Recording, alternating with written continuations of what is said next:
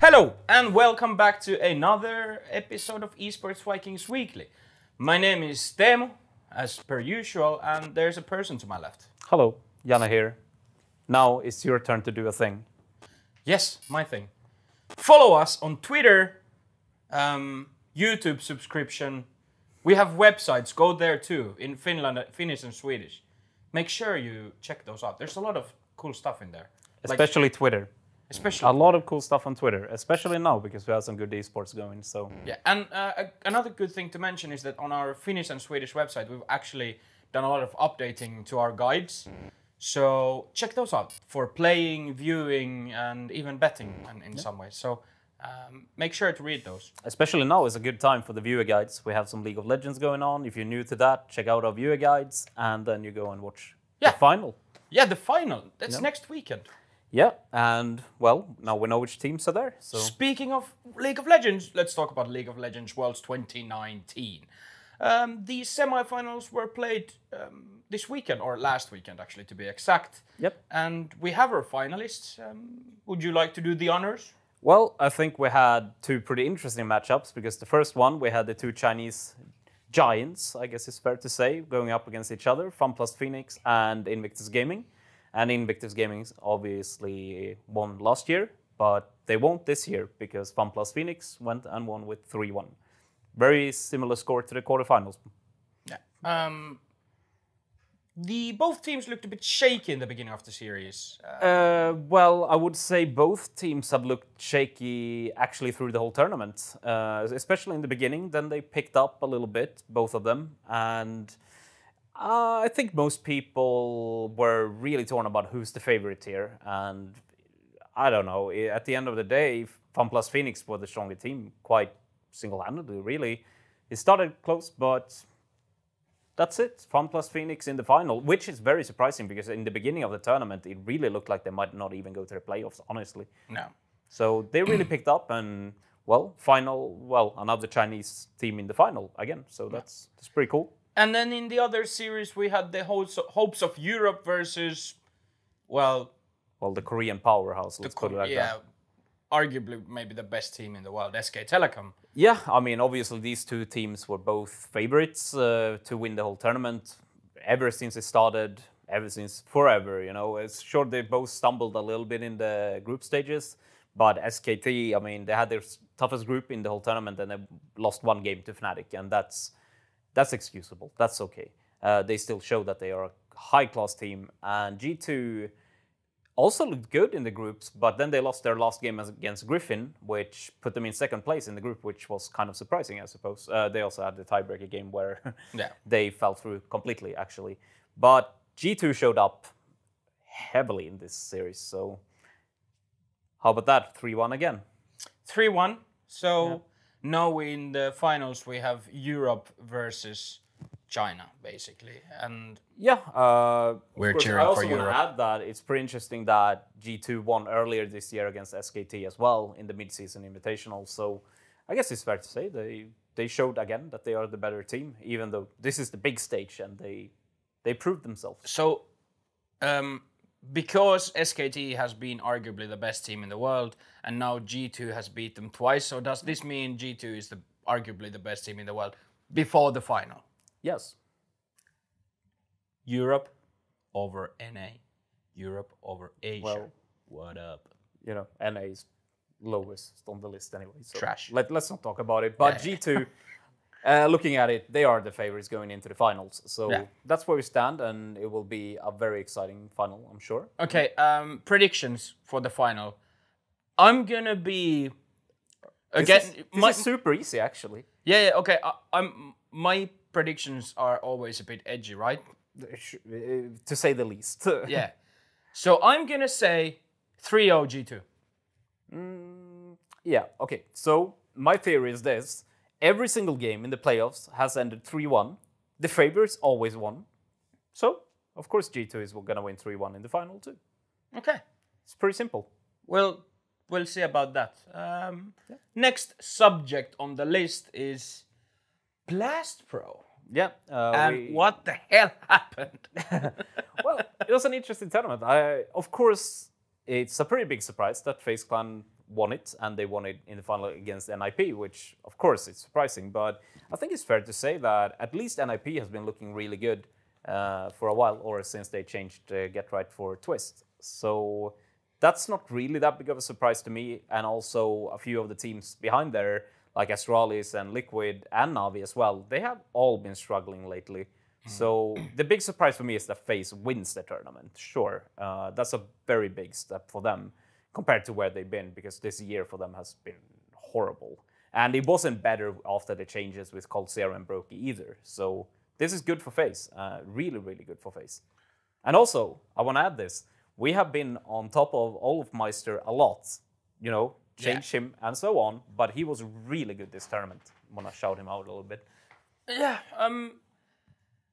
well, I've always had my thoughts about Blast Pro Series as a concept. Sure, I think we all do. Yeah, and then there's always the like, well, Blast Pro is not a real tournament. Yet still, you have Na'Vi, Astralis, Liquid, and then you end up with NIP and FaZe in the final. So I think that's pretty good for Counter-Strike in general, that there's other teams kind of picking up and winning. And NIP has been looking very good since the depart of Getrard, like you said. But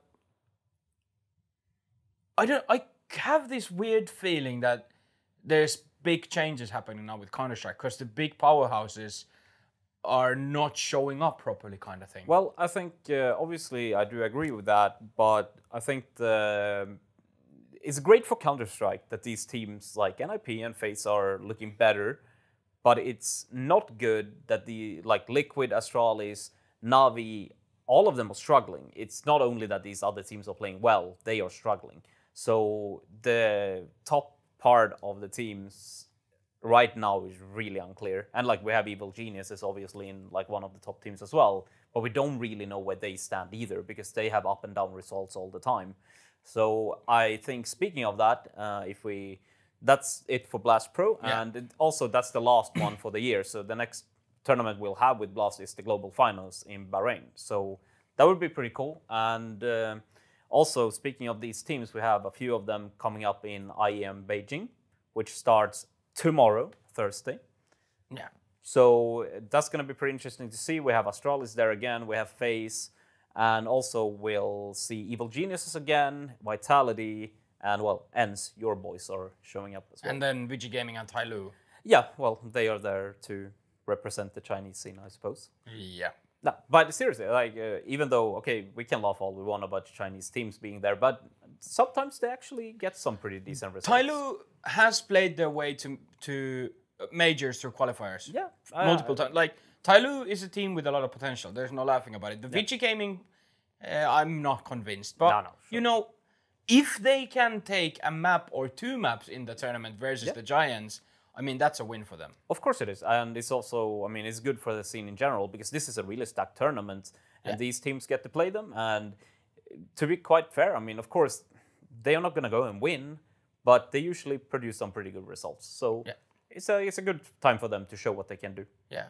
What's good is that we have pretty much all the top teams. Obviously, ENCE is not amongst the top teams at the moment. No. And now they always say, it takes time with the new lineup to establish everything. ENCE has been away now for a couple of weeks. Yeah. They've had their time to practice. This tournament, they need to see results. Like, the fans need to see results. I agree completely.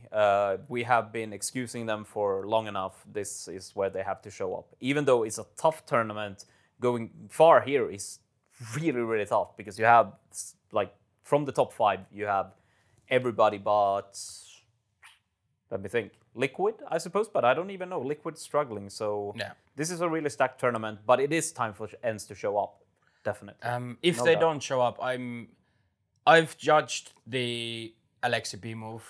Yeah. I wrote an article about how the entire shenanigans around it, but if they go out without actually like getting to the proper playoff stage or even like quarterfinals, at least beating one of these good teams, like in a solid performance, yes. And even if they lose the games, if they lose them in a really tight fashion, and not like because of they're playing like shit, that's acceptable. But if they do not show up, Yeah, the change of Alexi B is gonna look even worse. It really is, and well, I can't do anything else than agree. But I have a question: who's gonna win?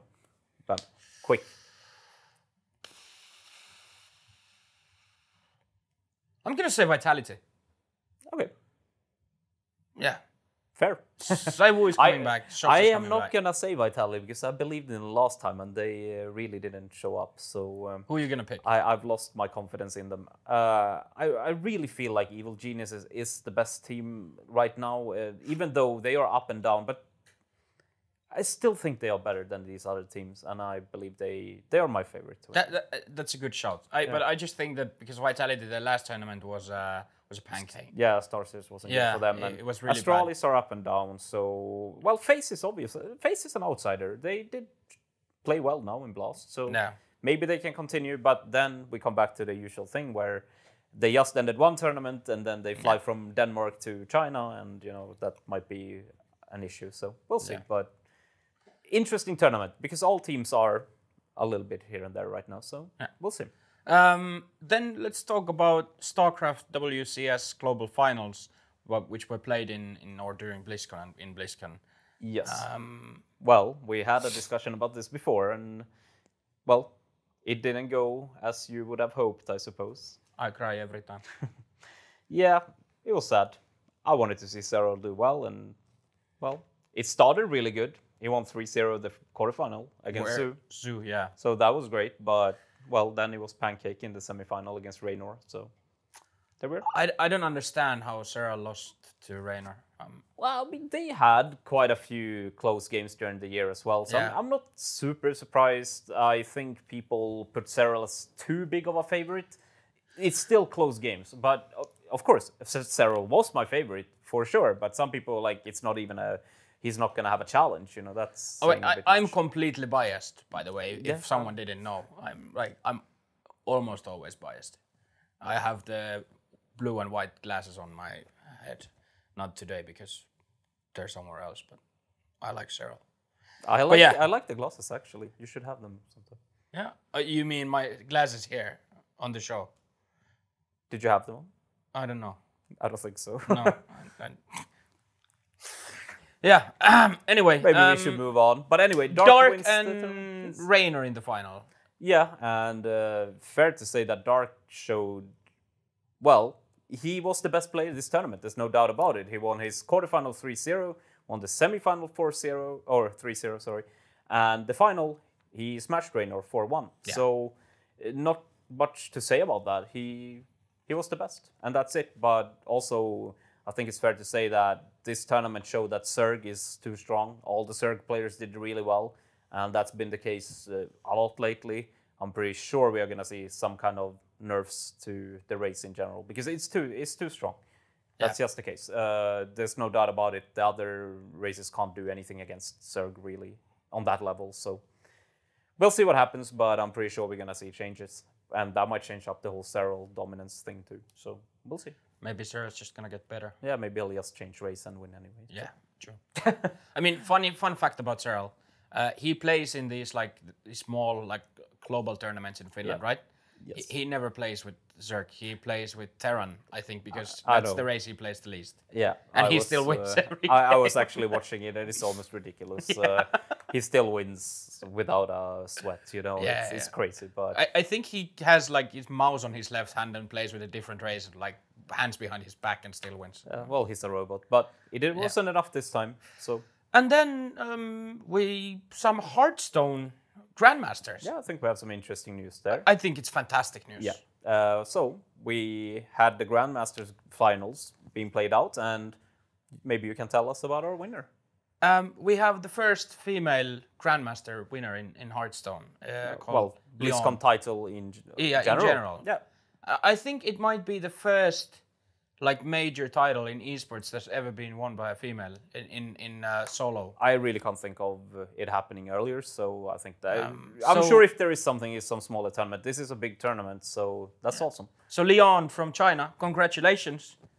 That's fantastic. Really amazing, and also it's not like she struggled or whatever. She won the final 3-0 very convincingly, and that's awesome, and there's already a lot of coverage, and she's making interviews here and there, and it's just a very, very good thing in general. Yeah, and it really shows. It just makes me like generally really happy. Yeah. To see something like this, because it's amazing for the sport in general. Of course. And all kudos to Bloodyface, but he had nothing on the final. No, and he got like you said, this is just amazing, and hopefully it leads to more females obviously feeling like it's possible to make it. And I also feel like she's a really good representative to be the champion, because she seems really outspoken, and she's talking about in general the issues females have it when it comes to esports, and that's just the reality. But this is something amazing. Yeah. I think that's a pretty good positive note to end today's weekly. I think so. And next time we'll know who won Worlds. We'll have IEM Beijing going. We're going to have a lot to talk about then too. So you do the thing that when you do, you come back once a week, because next week there's more. There will be way more. A lot more. We're going to be like all over the place. And maybe do something fancy. No, we're not going to do anything fancy. That's it for this week's Esports Vikings Weekly. Thank you very much, and see you next week. Ciao. Bye.